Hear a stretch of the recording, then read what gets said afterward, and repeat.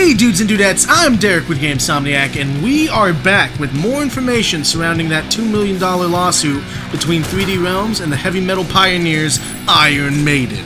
Now before we get too far into today's discussion, if you like our videos and would like to see more, hit that subscribe button, hell, click the bell to be notified whenever we upload something new. And here we go! So back in May, the gaming world was shocked to learn that heavy metal giants Iron Maiden was filing a $2 million lawsuit against 3D Realms over the use of the name Iron Maiden. The lawsuit was being filed on the grounds that 1. The name of the game is far too similar to the band name. 2. The skull logo created for the game was in fact a blatant ripoff of the Bloody Eddie character who has been the band's mascot for the full duration of the band's career. 3. Shelly Harrison is clearly named after the band's bassist/songwriter Steve Harris. Last but not least, and my personal favorite, Iron Maiden is identical in theme and gameplay to Iron Maiden's turn-based RPG, Legacy of the Beast. Now if you didn't know Iron Maiden had a turn-based RPG video game, don't worry, neither did the rest of the world. Hell, I'm willing to bet Iron Maiden didn't even know that they had a video game, let alone a turn-based RPG, which at some point in time became the new FPS, because Iron Maiden clearly believes these two styles of gameplay can be identical. Fans of both 3D Realms and Iron Maiden took to the net with the majority siding with the game studio. Many fans criticized the band for bullying the small game studio, while others agreed the name was very similar to the band, however disapproved of the $2 million price tag attached to the lawsuit. Some even had flashbacks of the famous Napster vs. Metallica debacle that plagued the 90s, thus asserting the belief that Iron Maiden must be hurting financially to pull such a stunt.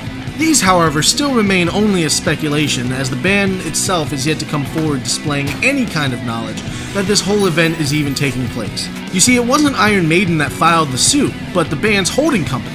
Some believe Iron Maiden was not directly involved with the actions of its holding company or the suit itself, but at the same token, with all the coverage surrounding the event, it's really hard to believe that they knew nothing about it. Even more so that the band could not intervene if they didn't agree with its holding company's actions.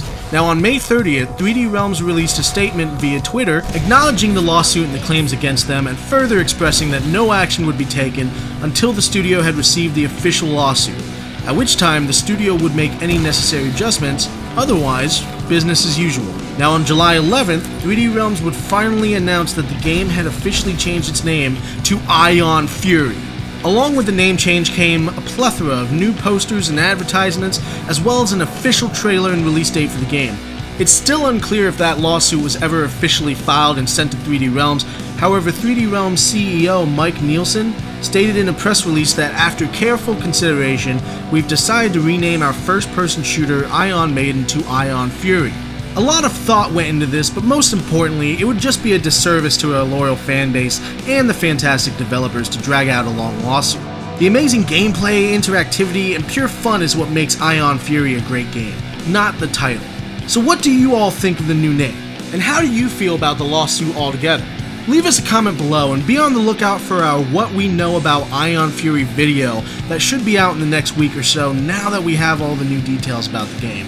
I'm Derek with GameSomniac, and we will see you in the next one. Bye-bye!